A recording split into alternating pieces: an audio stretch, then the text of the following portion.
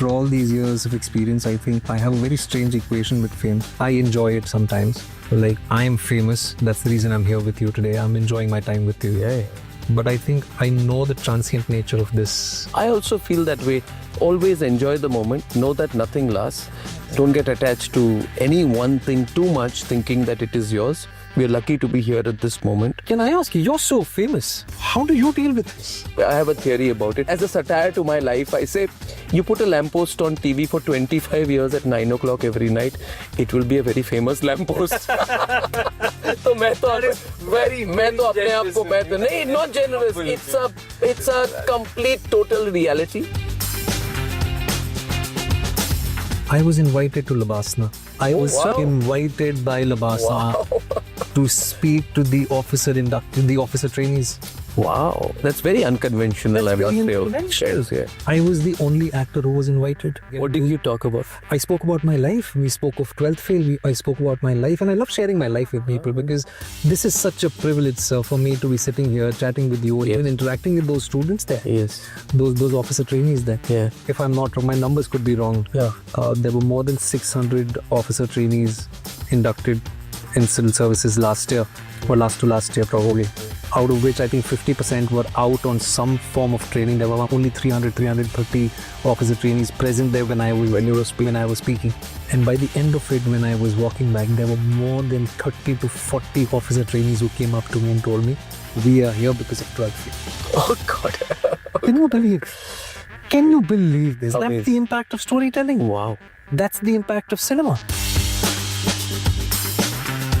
When I first came on TV as an anchor, I used to do something called Surkhiyan, which is the headlines in Hindi. Yeah. Then when I anchored a little bit, people little bit recognize you. Yeah. So when I used to take my car out to put petrol, the guy putting petrol said, "Sir, कौन से serial में आते हैं?"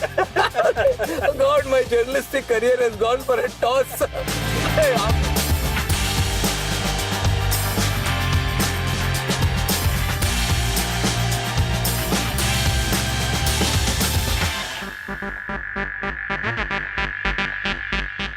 The one thing which matters most to me when I meet people for this series is the spirit of authenticity.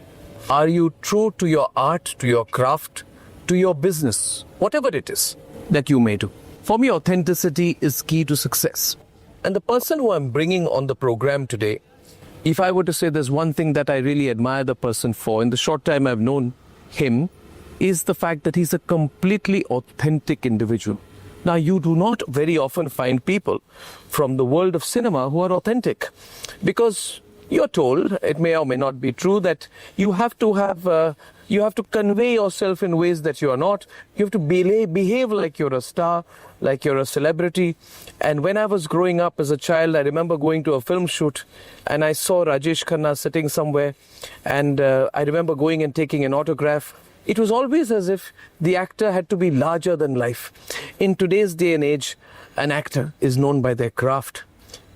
In this decade, the 2020s, we've seen the explosion of a new kind of talent in our cinema industry, in our movie industry, because you can't really separate OTT, television and cinema, can you? You've seen new talent come, both as directors, producers, but principally as actors. And one of the people in that sphere who I consider perhaps one of the finest and most authentic of all is Vikrant Massey. Now, what do I say about Vikrant? I probably met him the first time about a year and a half back. The nation wants to know. The nation wants to know कि English speaking लड़के की किस्मत में सिर्फ English speaking course क्यों होता है और इंग्लिश स्पीकिंग लड़की क्यों नहीं? The nation wants to know. And like this I liked him. I found him very grounded, down to earth, clear and authentic. So I always believed, and I've said this in Mercedes brings you the new business of life, that to be successful, you must be clear about who you are and where you need to go. It's not about talking big, it's about doing big. It's not just about dreaming, but it's about execution. But finally, when you go back home, it's about being true to yourself. So it brings me great pleasure. And I know I've interviewed founders, startup owners, business persons so far. This is the first person I'm bringing you, not from the world of Bollywood, I would say, but from the world of cinema, from the world of moving arts. And I'm excited to introduce Vikrant to you. So let's go and catch up. Vikrant, hi. Such a pleasure to see you again. Such a pleasure. Thank you, Vikrant. so much for having me here again. You're very kind to come here to our campus. I was just saying in the introduction, and that, I find authenticity to be the most important thing in any person. Thank you. And you're probably one of the few people I meet from the world of cinema who's so grounded and so authentic. Thank you so much for your generous words, for your kind words. And like you said, yes, I had the great opportunity to meet you a year and a half About back. a year and a half back, yeah. Right here for Yes, Sangam. right here. And, so thank you for having me here again. And thank you for your generous words. And, it's such a pleasure to see you again. And as most people can see, we all know he works 16, 18 hours a day. He's got an injured thumb. He's still doing what he does best. And he's here doing this with us. So thank you. No, I look at learning.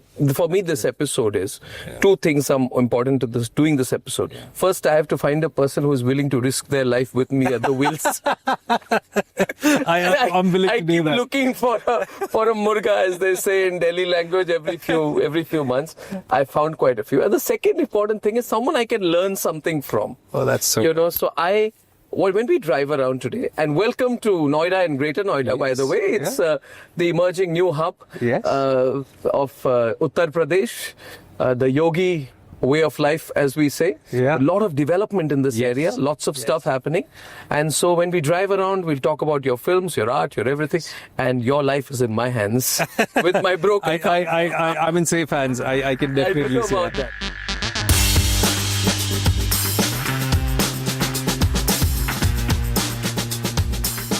We'll have fun driving around. We're all Wow, constantly- we've got all cameras. We are all cameraed up. Everything is on record. And It's a beautiful, beautiful car. it's a beautiful car. It's a beautiful I'm car. grateful. These cars are so high tech. Okay. And these are soft touch cars. Soft touch. Yeah, so you wouldn't even know the knob is moving. Yeah. Shall we go? Yes. Every time you drive a new car, Yeah. you get used to it takes you 2 minutes to get used to into the electronics around. But this is like a cockpit, right? this is like a cockpit. This is actually like a cockpit. It can intimidate anyone. It can. And we bring down the temperature a wee bit. Do you like the Delhi cold? I love it. Huh? Now, I come from Mumbai. You come from Mumbai. Do Born you in- enjoy this weather? I love it. This is the only time during winter, the only time that you actually get to sort of wear those fancy jackets that you have.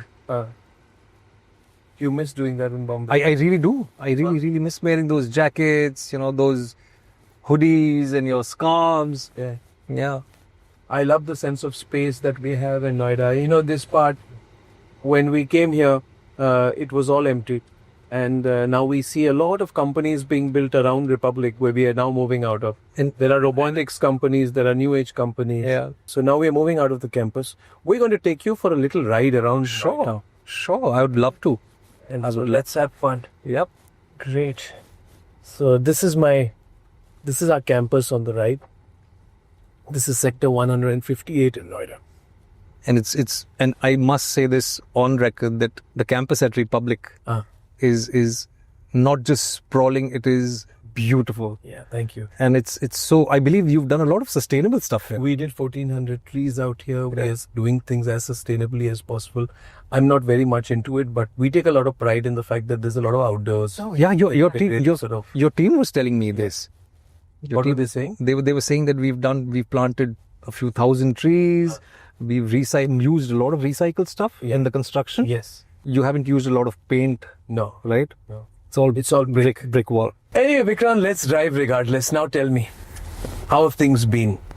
In this episode, Vikrant, I try to get to know people outside of my field. I know very little.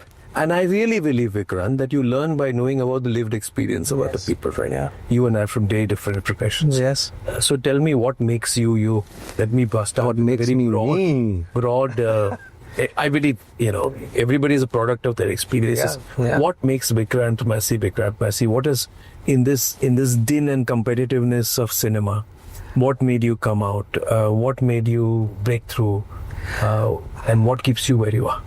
Broad question to start. Yeah, pretty broad. But I think most of it, I might sound a little pompous when I talk about myself. I think most of it is for other people to answer. But what makes me me, I think it's you've used this wonderful word, which is a shared experience, a common experience, of a shared history rather. Yeah. I think I've been very fortunate with the fact that the audiences have been so generous, even after 21 years of professional work. Yeah. I started off with TV. I did nearly a decade of television. It's been more than 10, 11, 12 years. In fact, we are in 26 now. Yeah. 12 years of acting in cinema. The love has only grown. The support has only grown. And I say this with all humility because I'm 38. Okay. Already have 21 years of experience, and the audiences are still there supporting me. 21 years? Yeah. You started when I was 16. That is the first time you faced the camera? Yes. I was 16. For television? For television. So tell me about the first time you faced the camera. Let's start there. I started off, I remember the date also very, very clearly. It was 19th of December, 2004, when I faced the camera for the first time. And prior to that, I was working as a barista. I did that job because I had to, and most people know that I did those odd jobs because I had to support my own education. So I'm not going to get in that sob story, my struggle. I used to work in Shamak Davar's troupe as an assistant instructor, and out of the blue, in a restaurant. You've lived in Mumbai. Yes. So the restaurant in Pali Hill, out of the blue. Out of the blue? Oh, Yes. okay. Yeah. So I was offered my first Carter Road corner. Yes. I was offered my first TV stint by a lady named Deepti Kalwani there. And I think she liked my face. I was young and I was bright with stars in my eyes, and she offered me my first TV show then. And that's how the journey began. What was the role? I was offered to play the lead role in a TV show At 16? At 16. It was a teenage show. It was What was the show? The show was called Kahan Hoon Main. It was a part fantasy show about a guy who goes invisible. Okay. Yeah, a very good show. And you will not believe, I quit my job at Shamak. I used to get paid. I used to conduct classes with some of the senior instructors in SDIPA, which is Shamak Davar's Institute for Performing Arts. Yes. I quit that job, a stable job. I went in for this TV show. They offered me a lot of money, and I actually went in for the money because I was in college. That was first year junior college. Okay. 11th standard, like is a first year junior college in is school in Delhi, and most CBSE boards, but it's college in Mumbai. And I shot for that TV show, sir. Shot for that TV show. But I think we shot for 7 episodes across 8-9 months, and that show never came on air. Why is that? I don't know. I mean, the broadcasters had something to do with the producers. You must have been absolutely crushed with it. I was. Huh? I was absolutely crushed. Because you must have imagined the moment when the show will come on air for the first time and everybody will recognize you and the applause you get. So you shot for how long? I shot for almost more than half a year. I got paid for it? Half of my money was unpaid. And the show didn't go on air? The show didn't go on air. So it became like a pilot show? It eventually ended up becoming a pilot, and they eventually... Was it ever shown? It was. Where? At 2 a.m. midnight. Where? On Star Plus. It was a Star property. That show was a Star property. So Star had actually commissioned the show? They had commissioned the show, but I don't exactly know what transpired between the producers and the broadcasters. And weirdly so, I don't know why that show was telecast years after it was shot, and I had already done Balika Vadhu. In the morning? At 2 a.m. When you were doing Balika Vadhu? It was post Balika Vadhu. That's like what, 8 years later, 10 years later? No, it was I think 4 years later to that. 4 years after that. Strange things. Yeah, and there are so many things that happen, which actors actually don't know. Also because, actors are probably the last people to come on board. And then I was crushed, like you said. But that producer was kind enough. When he saw this young boy who had dreams in his eyes, who was the lead actor in one of his shows, and then when he also knew that I had quit a stable job, and he also knew the financial situation that I was in. He offered me a job in his production office. You guys what? As an assistant creative director. 1 minute, just wait. Go back to the time you first faced the camera, right? Just give me that moment. Rewind to that and relive it for me. So I was very... For everyone here. Yeah. So I always wanted to be an actor, but obviously no 16-year-old boy wants to be an actor. I thought that I'll finish my graduation. I'll probably do theatre. Yeah. I thought I'll do NSD after graduation. I'll at least go to FTI, which is closer to home, and then maybe 24, 25, I'll act professionally. But then 16, it happened at 16, and I was at that point as well. I felt it's better to gain experience on ground. No, do you remember the first time you said your lines? Yeah, I do. I'm getting to that. So there's this property called Graphic House in Mud Island, and I live in Mud Island now, right? It's five minutes away from where I stay. I was facing the camera. I was horrible at what I was doing, and the director was a very experienced film director that time. So pehle kya hota tha ki they would get film directors to set up your show because they would have more money at the beginning, and I was so bad. I remember very, very clearly my director yelled at me and I started crying. God. I was so naive. What were you bad in? I don't know, maybe everything, because I was not a trained actor. Yeah. I was not a trained actor. I was mouthing my lines. He was not happy with the way I was doing it, of course, and he lost his patience. He lost his cool. He yelled at me on the mic. And what I felt on the mic. Made personal comment. Not a personal comment. It's like, you go learn your lines. What you're doing is rubbish. What you're doing is not right. And he said a few things I don't exactly remember, but I remember me breaking down. Oh God. I broke down because I felt so humiliated. And the only thing I told to the lady, the executive producer who walked up to me, who eventually ended up becoming one of my closest friends, I'm still in touch with her. It's like, यार मुझे अकेले में बोल देते, सबके सामने क्यों मुझे बोला?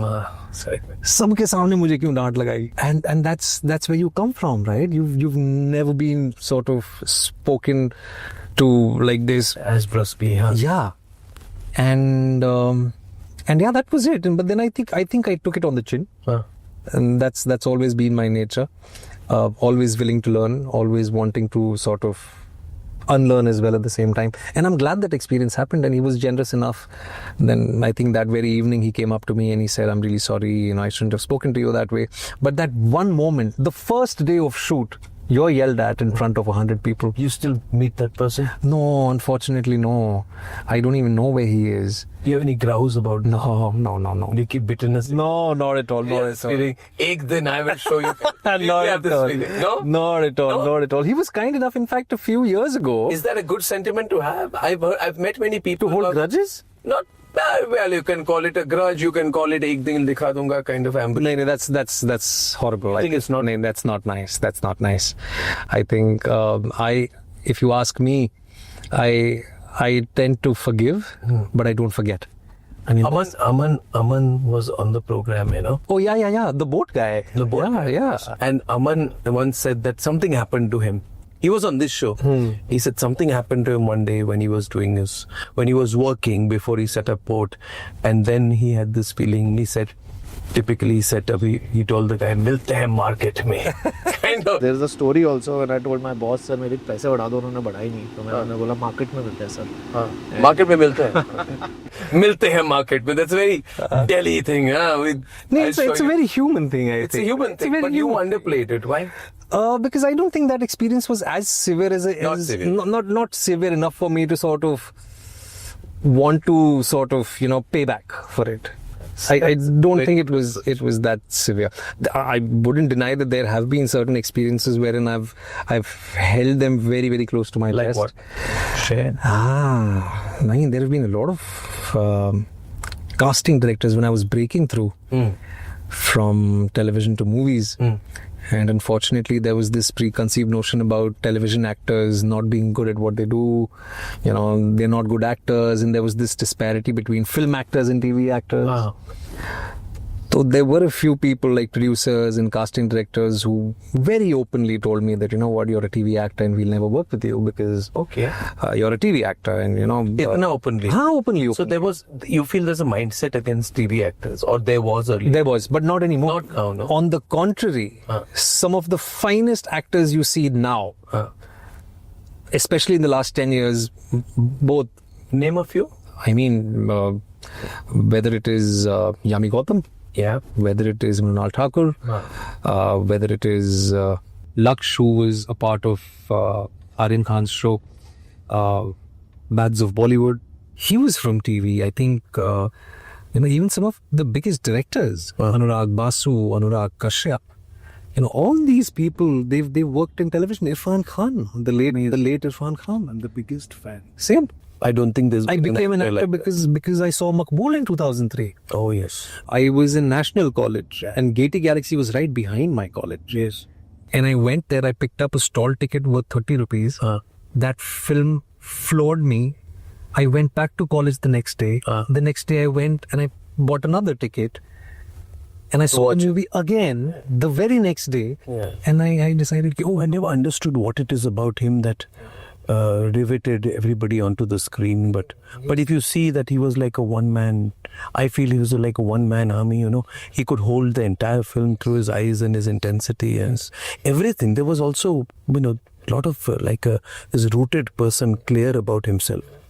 Always I found him a bit spaced out when I met him. He was always in his own world. I think he was a true artist. A true artist, absolute legend. What a loss, man! What a loss! What a loss! But tell me this thing about Balika Vadhu. Yeah. You're a TV actor. You became very famous during Balika Vadhu. 2 questions on Balika Vadhu. One on the unconventional nature of the series and how nobody expected it to do well. It went against the grain and it did so well and it made colors what it became. Second, about you must have also then, there must have been like 1,000% increase in your personal appeal, your fame.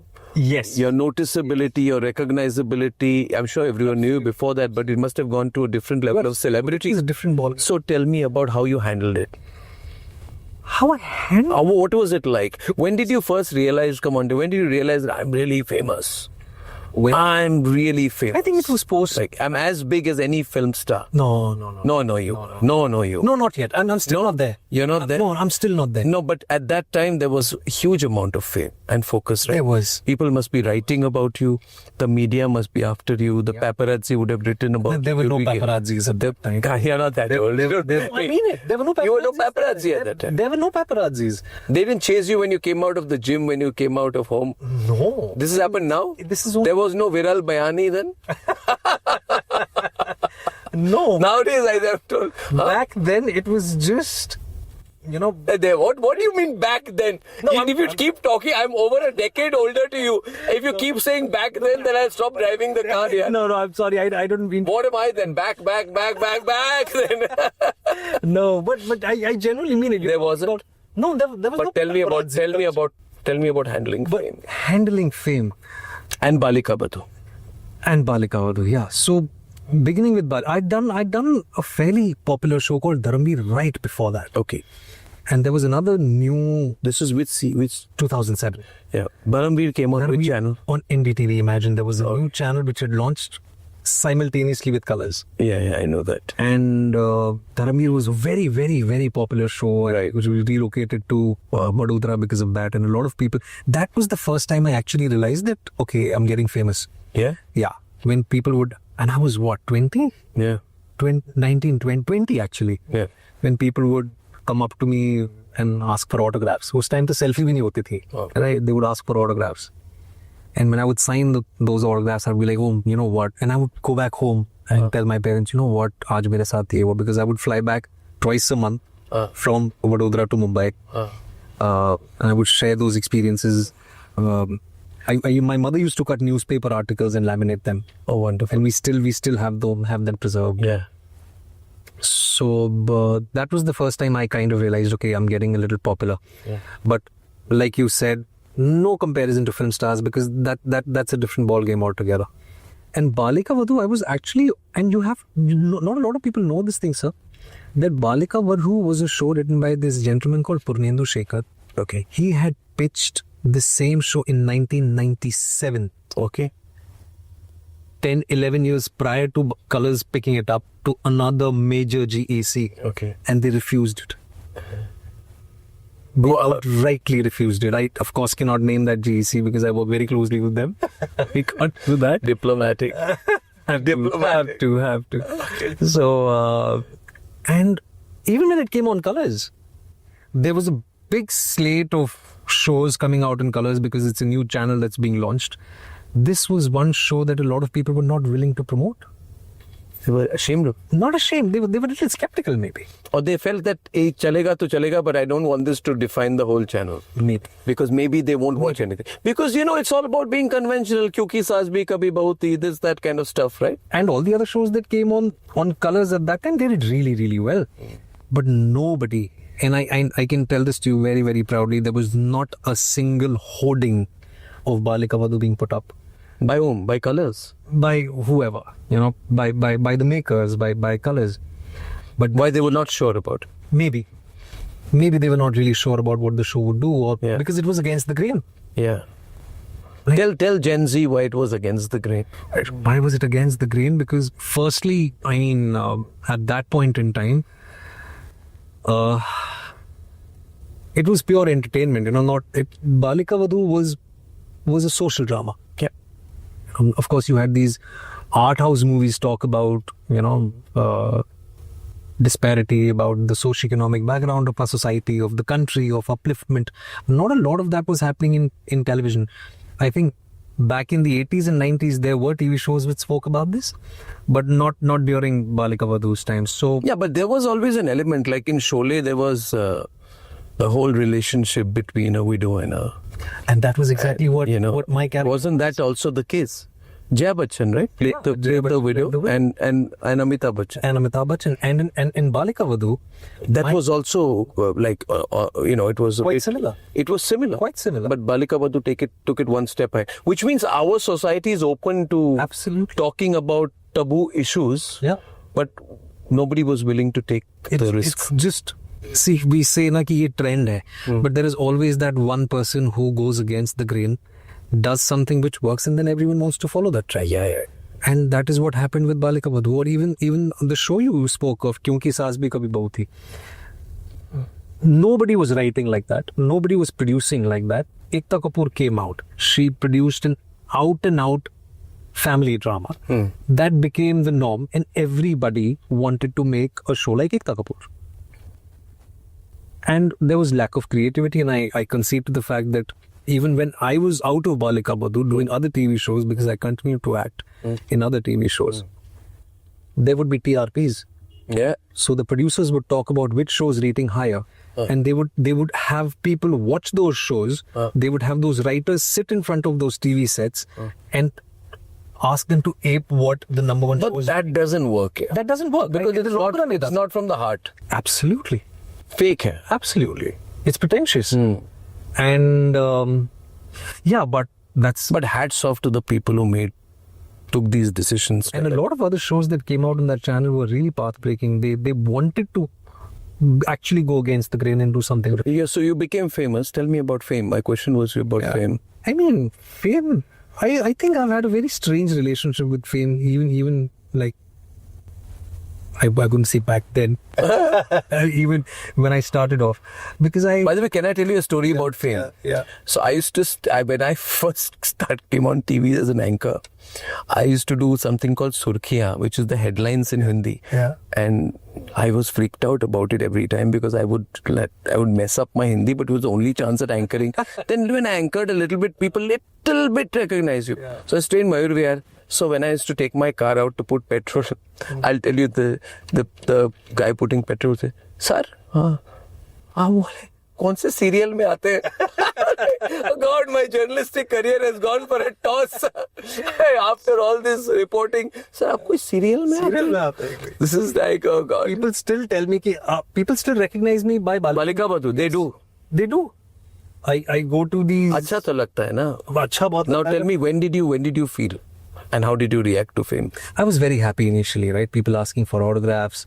But I've always been this borderline reticent shy guy. Okay. I mean, even today, I love taking the metro. I love going out with my wife and friends and doing the normal things which I've always done. Can you? I can't. But I would want to. And I still try squeezing in those moments, like having chat. Or, going grocery shopping with my wife. I don't know. I mean, and I genuinely mean it when I say this thing. Now, when you have the paparazzi culture, when you have the digital media everywhere, everyone's got a phone, everyone's a journalist today, right? Yeah. So, it kind of makes me uncomfortable. I love my own space. I thoroughly love what I do in front of the camera. That's something which I live for. But I also, at the same time, I want to have that normalcy, which is so important for me to go back to a normal home, to live a normal life, to drive, or to just, take that walk, or just do the things I spoke of. वो नहीं हो पाता है. But I would want that, I would really want that. I still want to go out and play cricket with my friends. Yeah. They play cricket every Sunday. Yeah. But now when I go to play cricket, they start obliging me, and that makes me so uncomfortable. Why obliging you? Yeah, because I think the way they relate to you, the way they see me, the way they behave with me, it makes me very uncomfortable. I want to be treated the same way, but they don't treat me the same way. Anyway, these are the pitfalls. Yeah. So that's how it is. But some of them are good enough, kind enough. They still treat me the same way, and that keeps you grounded. That keeps you home. Yeah. And so fame is something which, and today, after all these years of experience, I think I have a very strange equation with fame. I enjoy it sometimes. Like, I am famous. That's the reason I'm here with you today. I'm enjoying my time with you. Yeah. But I think I know the transient nature of this. Yeah, you should know. Always know. Always know. Should always know. It never lasts. Never lasts. It never lasts. Nothing It's a period. Nothing lasts. I also feel that way. Always enjoy the moment. Know that nothing lasts. Don't get attached to any one thing too much, thinking that it is yours. We are lucky to be here at this moment. But one thing I want to ask you, now we went through 12th. Like, can I ask you? You're so famous. No. Like, now I'm sure everyone knows you. Nobody will ask you, आपको कौन से TV serial में आते हो? Everybody knows you. Like, how do you deal with this? Being honest, I'll tell you, I only enjoy when I'm doing a news story. So if you ask me, what makes me really happy? If somebody comes and tells me that this story you did, this show you did made a difference, it was really good. Like recently we did some stuff on the Aravalis, we pushed back against the Supreme Court order. We criticized the court, we criticized the Supreme Court. People said I was mad, then they say, you're taking an anti-BJP line, taking an anti-government line, they make memes out of you. But at the end of the day, I had the Chief Justice Gawai call me and he said I was unfair to him. So I said, sir, I can only give you an opportunity to come on air. I remember before my interview with him, I called Rhythm, I called a few lawyers. I was preparing for the interview. I could feel the rush. And when I was interviewing him, when I was citing court cases, and when I felt that he was fumbling, sorry, Justice Gawai, I'm not mocking you, but he was fumbling. That gave me a thrill and a high because I felt that I had done my work. So if you tell me, what makes me really happy? Eventually, it's not about fame. It's about what makes you happy. What's your intense moment in life? It's like an athlete. For him, the biggest happiness will be when he's drenched in sweat. Yeah. And when he's got the desired result. And when he's got the result, right? When you make that effort. So for me, what makes me happy is that moment, that story, that thing. And then somebody remembering that or feeling that you could make a policy level change because of your work. Wow. So that is more important than fame. The impact is more important. Fame, I always I have a theory about it. I say you put a lamppost on TV. As a satire to my life, I say, you put a lamppost on TV for 25 years at 9 o'clock every night, it will be a very famous lamppost. तो मैं तो अपने आप को not generous. It's a complete total reality because I get you. Because the thing is that life has given me the opportunity of being at 9 o'clock, and now that I own my own network, whether people like it or not, I will come at 9 o'clock till I decide to retire because I can't be sacked. But the question is, but the question is that not that point. The point is there has to be what you call a drenched in sweat moment. And I, on that note, want to ask you, I always look at what is the intensity of that moment. Anupam Kher came and he did a performance. He was on the stage and he turned his back to the camera. And I saw that. You saw that? He turned around. I was crying. He was sobbing. He was crying. And I held his hand after that. I hugged him. I took him to my green room. I sat with him. I'm telling you, Vikrant, it took him 10 minutes to bring himself down. And that's what he said, I bring it. TV लेने नहीं आया हूं मैं, अपने मरे हुए बेटे की अस्थियां लेने आया हूं. All his emotion, I don't know what you call it, what kind of acting you call it? Method acting. Oh my God. I was scared seeing him in that. He's been a method actor. Water. More than 550 films. But that is his drenched in sweat moment. Yeah. So I saw 12th Fail. I told you I saw it twice, once with my family. And that moment when you get into the list. Yeah. You know, that moment when nobody thinks you're going to get in, when you're sitting down, that famous scene which is defined. And in that moment I thought that so many people must be identifying with this, say, this is what I'm living for. Yes. So, wo kaise karte ho? Like, how do you, does that not give you much more satisfaction? Absolutely. If you do a thing like that, then all the money that you've earned or all the apartments you're going to buy? There is nothing bigger than that. There is nothing bigger. It can't. So tell me about that. How does it work? I want people watching this to know, how do you do something that everybody is transfixed on? You know? And it's the most simple scene. It's not got 20 drone cameras. It's not got any dance sequence. It's not got any costume. It's got nothing, Vikrant. Yeah, it's only got you. So tell me about that. I think. Pura describe karo mujhe. I want to know that moment. See, I'm very curious about it. I feel, I completely second you. I was about to sort of butt in when you said, what gives you that drenched in sweat moment. That film.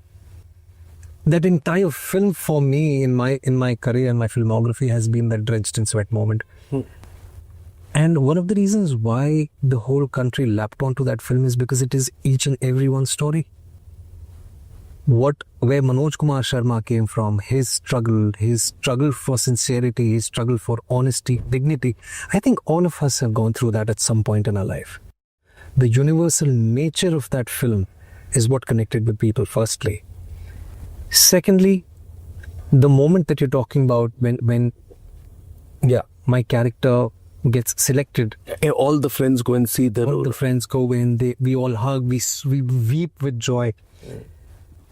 See, 12th Fail is such an India story. And चाहे वो गांव में हो, चाहे वो किसी बड़े शहर में हो, everybody has felt what my character felt in the movie. And not just my character, there has been that father who's waited for his son or daughter to succeed in life. There has been that mother who's eaten one roti less so that she could feed her children. And that universal nature which Vidhu Vinod Chopra ji brought out through his writing and his direction is firstly what I feel really, really resonated with people. As an actor, what I did, there were so many moments from my own life that I was so lucky. I was so lucky when, I just did a campaign with Titan, by the grace of God, I'm the face of Titan Watches India. Wow, great.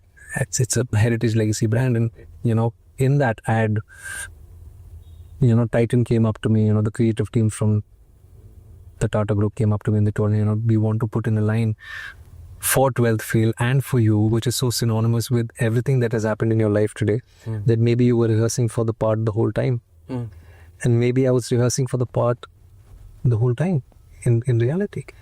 I've had similar experiences in life. Yes. Yeah. Yeah. I mean, why would a 16-year-old boy step out to support his own education? When your friends are out there in the ground, They are playing cricket, they are playing football, and you can see them when you have your backpack on and you're going catching like 4 trains a day. You're working 16 hours a day. You're eating parle ji and pani. Parle ji doodh bhi nahi, parle ji pani. Oh my God. Yeah, to just give yourself that glucose kick. So and as an actor, most actors tend to sort of bring their own personal experiences in the parts that they play. Okay. And it definitely helps. Your own personal experiences do help. But I also want to share that one drenched in sweat moment like yours. I was invited to Labasna last year, which is the Lal Bahadur Shastri National Academy of Administration. Okay. I was invited by Labasna to speak to the officer trainees. Wow. That's very unconventional, I must say. Yes, you have, former officers, former chief justices, and you have former civil servants go there.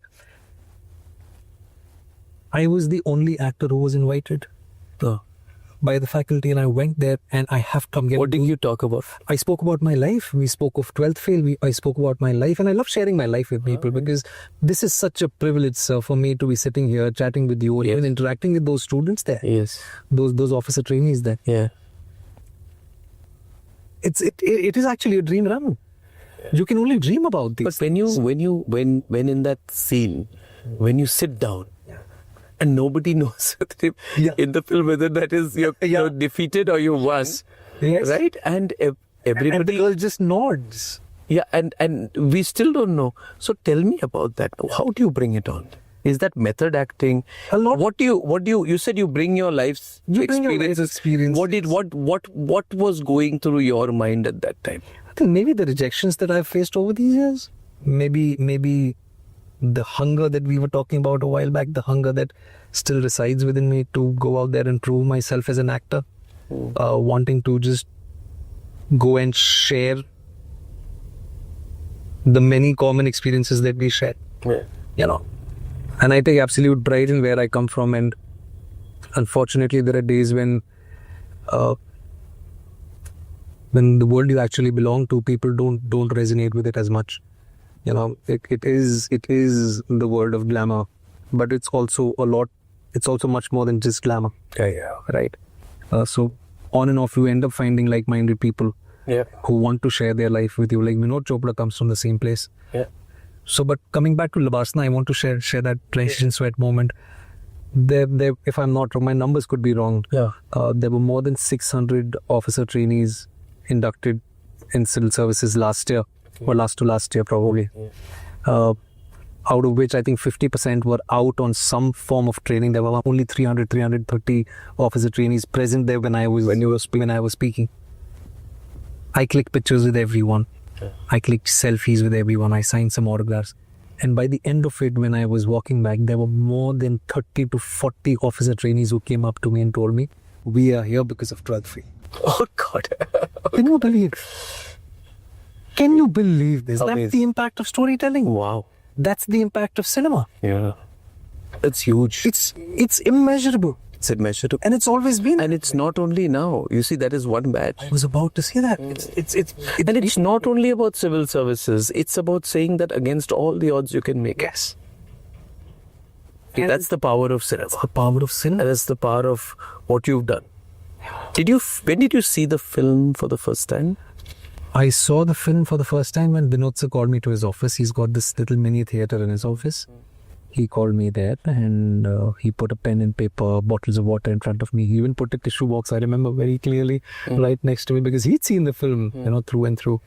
And he put me alone in that mini theatre. Without background, without sound because... Edited, complete. Edited. With music, track, everything? Just placeholder music. Okay. He said कि तू picture देख, tissue का box मैंने रखा है यहाँ पे, तेरे को जरूरत पड़ेगी इसकी. And I was like, अच्छा ठीक है, हो सकता है, हो सकता है उसकी जरूरत पड़े. And I wept and I wept and I wept. I wept because, and also what tends to happen as an actor is, you've shot the film, you've moved on in life, the film is edited, the sound is done, so you're only watching a lot of stuff in hindsight, right? Because you've moved on in life, your perspectives have changed, and half the things you forget. कि 8 महीने पहले हमने क्या shoot किया था, वो exactly पूरा verbatim याद. कहाँ शूट किया था last scene? Last scene we shot in Delhi. Not in UPSC Bhavan. No, we shot the exterior of the UPSC Bhavan, which you must have seen. Yeah. But of course, for security reasons, you cannot shoot inside the UPSC Bhavan. So we shot it at some other Bhavan, which I'm not remembering now. And Vinod sir, being the filmmaker that he is, he recreated everything back in Mumbai. Even the table, the wood that is used on the table, the chairs, even the pots, the plants that you see. Yeah. So something that in that film, that moment, I'll tell you, through your entire career, you'll have so many more decades of success, but you will always remember that moment in that film. It'll be one of your many iconic moments, always, inevitably. And I completely agree with you, sir. I concede to the fact that whatever I have today, a lot of it is because of 12th Feb. Well done. Well done to Vidhu also for that, Yes. It is just beautiful. And everybody relates to that moment. Everybody relates. I also, when I was watching the film, I was also asking, did I have a moment when I got something unexpected? And everybody has a moment. And Like I remember after I passed out of college, when I finished my third year, and I had 3-4 tracks. One was a UPSC track because I was in Hindu college. One was Delhi School of Economics, which was like what would be my parking lot for doing my MA and doing UPSC. And the third was never even expected, that I had put an application for many scholarships. And I had been rejected for every one of them. Once I went to St. Stephen's, where they were putting up outside the roads scholarship center, they're putting up the people selected to go to Oxford on scholarship. And I saw my name there. And it was 6 of us. I thought this is a typo. I went inside, I asked. They said, yeah, you've got it. Tomorrow they'll give it to you formally. Then I said, it is still impossible. Next day when I went in, got it. And I had a letter with the scholarship offer. Can you imagine going abroad, never been abroad, never thought of going abroad, soch bhi nahi sakte. I remember coming out of St. Stephen's College with this letter. And I didn't know whether to shout, whether to run to Hindu College Hostel, whether to proclaim, whether to scream. So I remember getting on a rickshaw. For me, the biggest luxury was getting on a rickshaw. Rickshaw wala bolta hai, kahan jana hai?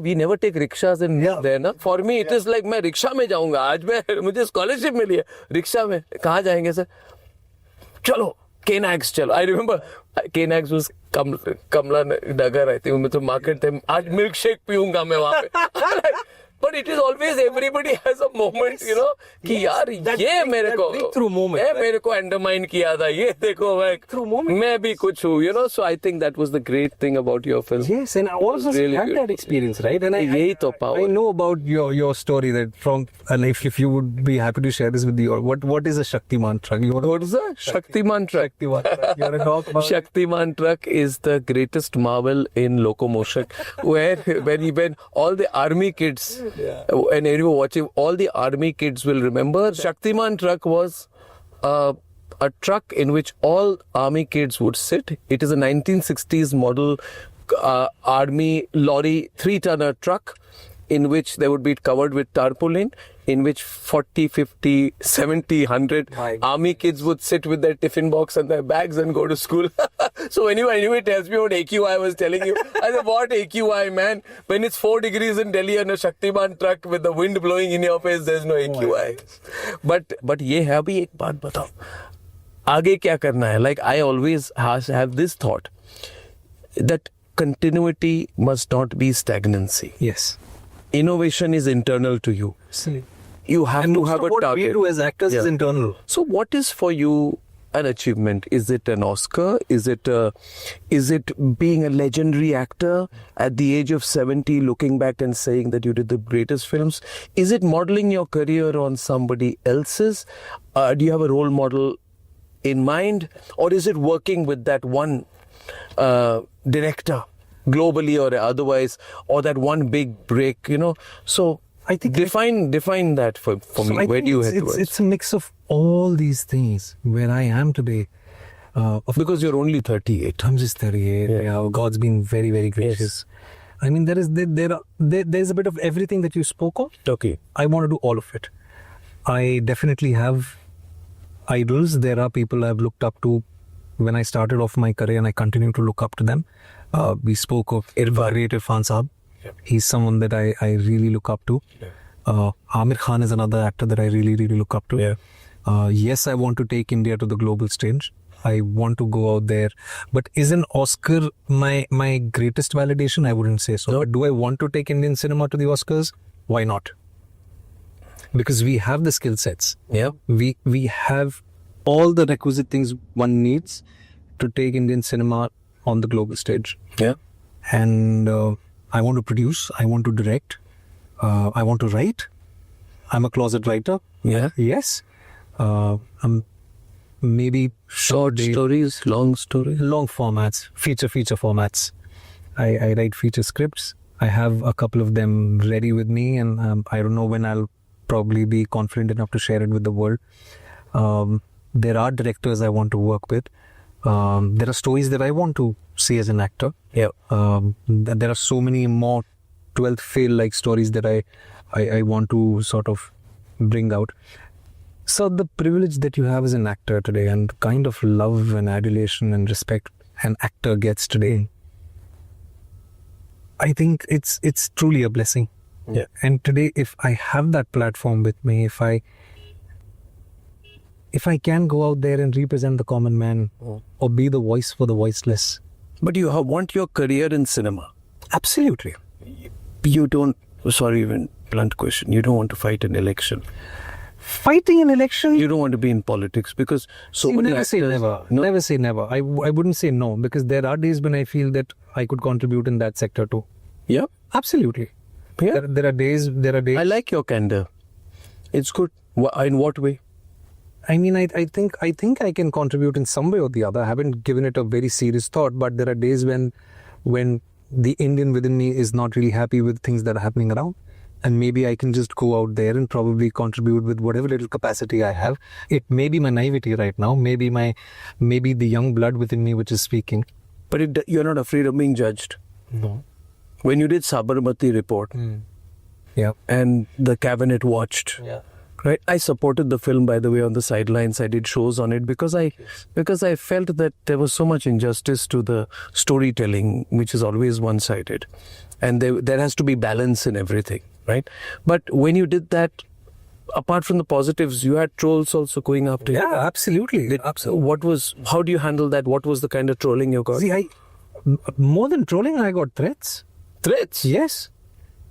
And What kind? I mean, life threats. I still have those messages with me, social media messages. My number was put out. My WhatsApp was easily accessible to people. Yeah. There were people who knew my home address. There were people who knew my car numbers, Wow. my number plates. They were put out. They were put out. And yeah, and I mean, there was so much happening back then. But, you know, you got to do what you got to do. You really cannot. Firstly, you can't go out there and please everyone. You got.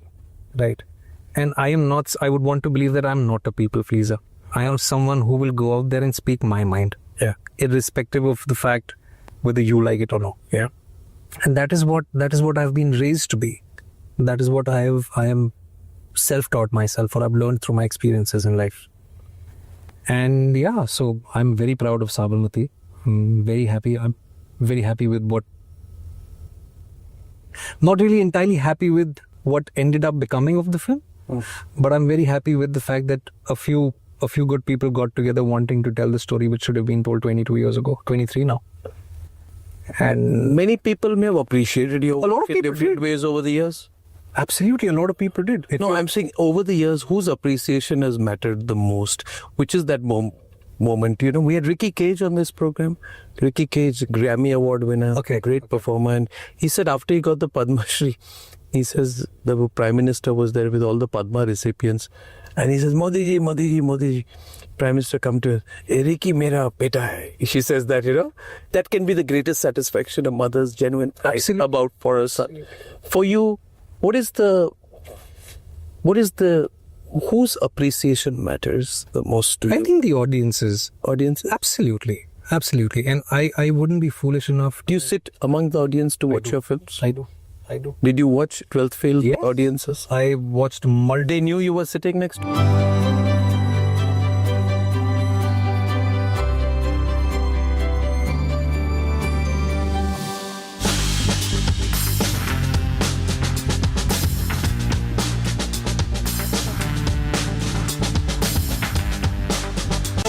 Co-powered by Century Ply Club Prime. रहो बेफिक्र.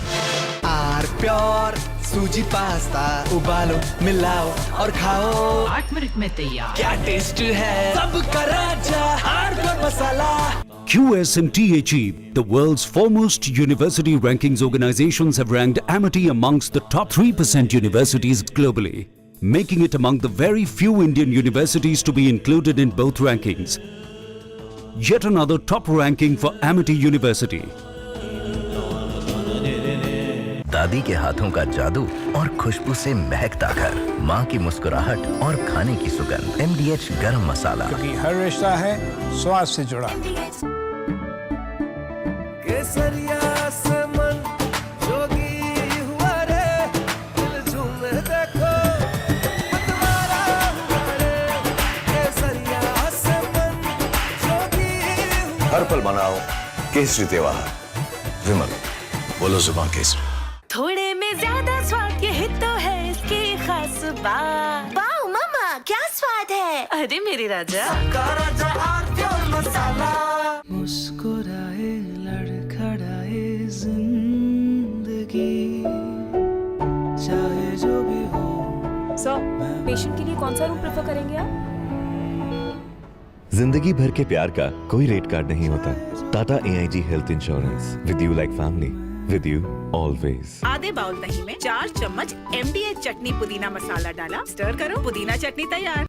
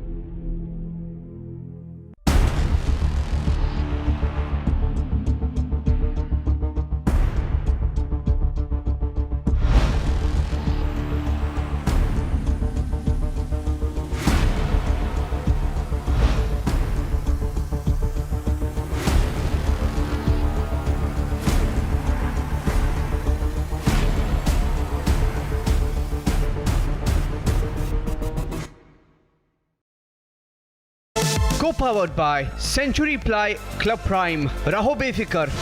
आधे bowl दही में 4 चम्मच MDH चटनी पुदीना मसाला डाला, stir करो, पुदीना चटनी तैयार. MDH चटनी पुदीना मसाला.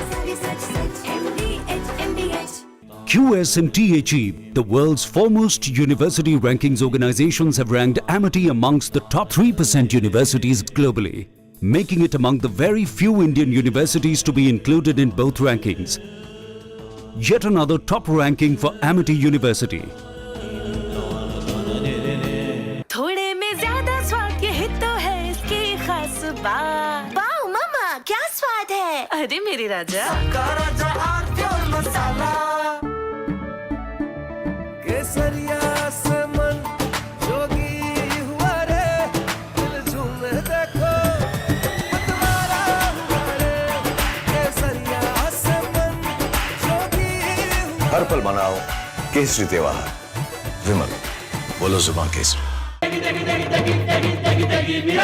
MDH की देगी मिर्च, देगी मिर्च का तड़का, अंग अंग फड़का. MDH की देगी मिर्च. मुस्कुराए लड़खड़ाए जिंदगी चाहे जो भी हो. सर, पेशेंट के लिए कौन सा रूम प्रेफर करेंगे आप?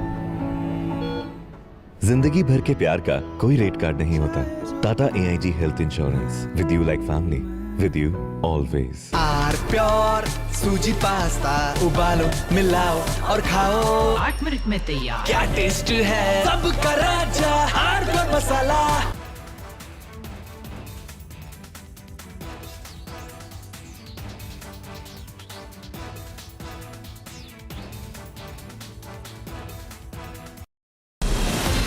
From Asia's largest news headquarters, setting the agenda for Bharat.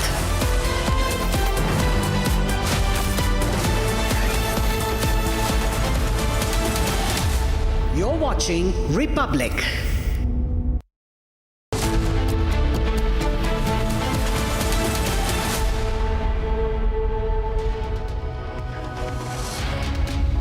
Good evening, viewers. You're watching Live and Breaking, and I am Rakshita Mishra with you. Let's get started with the top stories of the day that we have been tracking for you.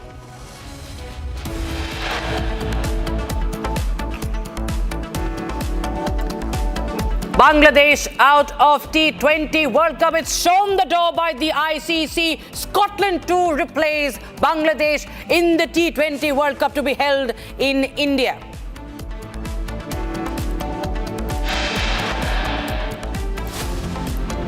After Republic exposed in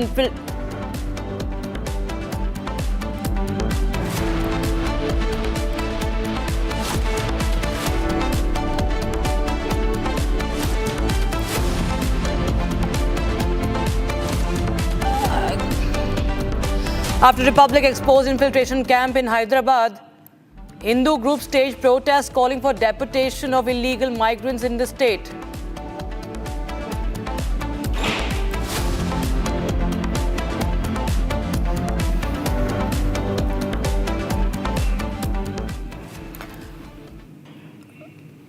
Right, viewers, let's start with the top story that we are tracking for you today. Well, Bangladesh has been shown the door, and how. It was given a 24-hour ultimatum by the ICC to be in or out of the World Cup.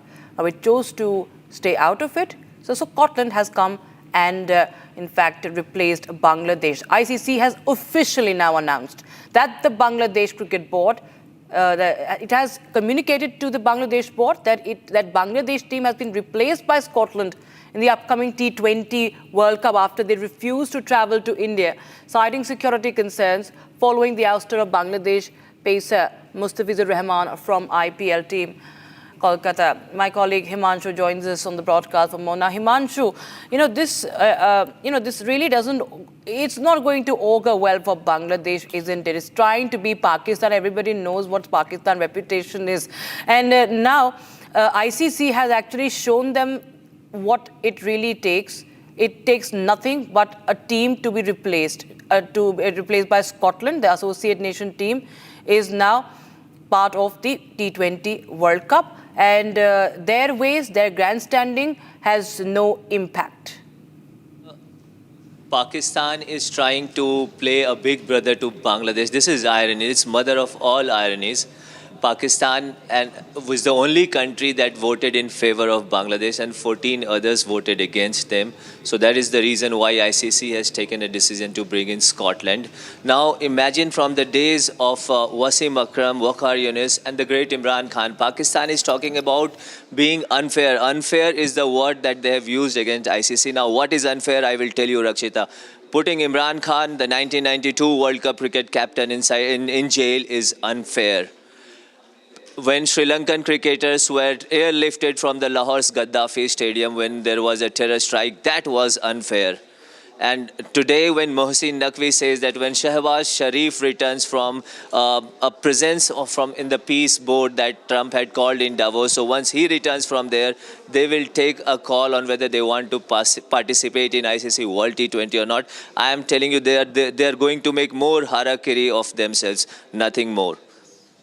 Right, and the fact that it starts from the IPL controversy, and the laughable point is that it is about Hindus and anti-India campaign, anti-Hindu campaign and anti-India campaign, threatening the lives of Hindus. What is happening with Hindus day in and day out in Bangladesh has been the cause of this boycott against Mustafizur Rahman, that is IPL, which comes under the BCCI. Yes. Now Bangladesh coming and saying that Bangladeshis are under threat.